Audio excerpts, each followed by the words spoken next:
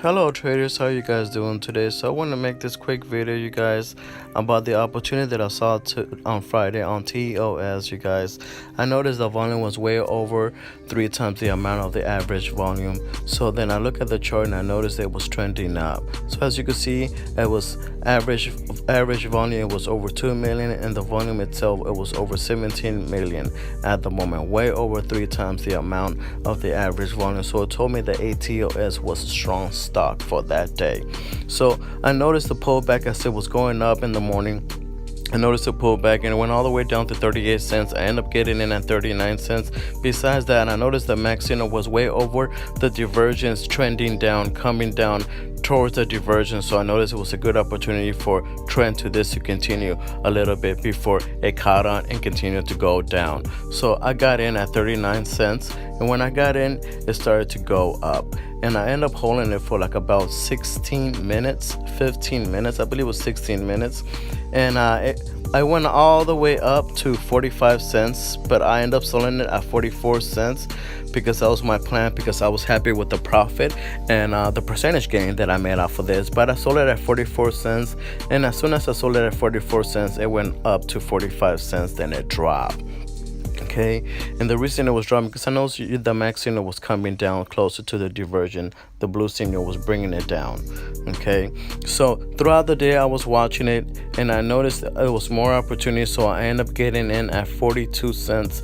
A lot of you guys thought I was crazy, but this is why, because of the opportunity that I saw here from the chart that was holding its ground, because as you can see right here in the red line, how it went to the 36 increment and never touched that. Yeah, it broke above that increment, but it never touched that. Then how I noticed that it went back up and it broke through the 39, that blue line, the 39 increment.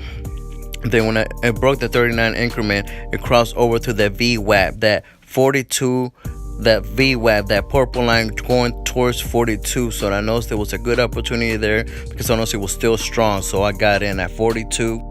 And before I got into, I went back to the chart to look at the performance, and I noticed the past month it has been performing well. It's been on an upward trend.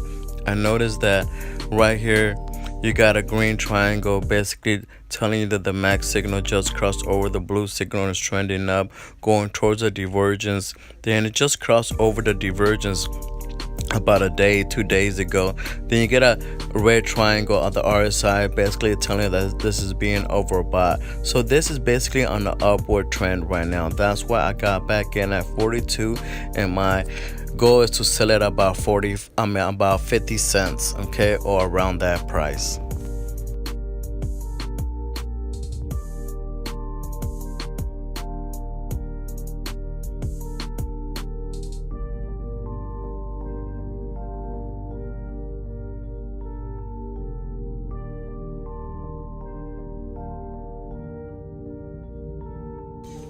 I want to give you guys some tips of what I do, you guys.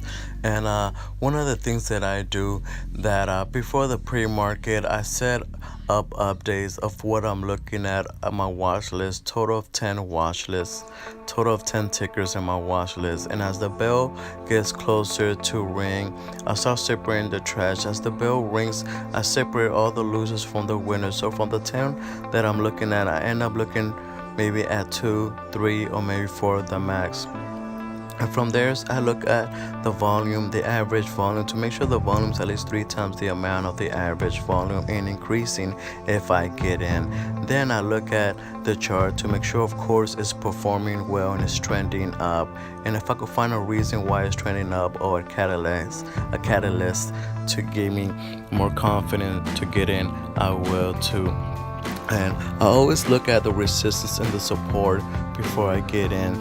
Then if I notice that all this is clicks, I notice that the max signal is above the blue signal, trending up, maybe below the divergence or above the divergence. And I notice that all this is making sense and everything is together. I end up getting in a position and I end up getting in.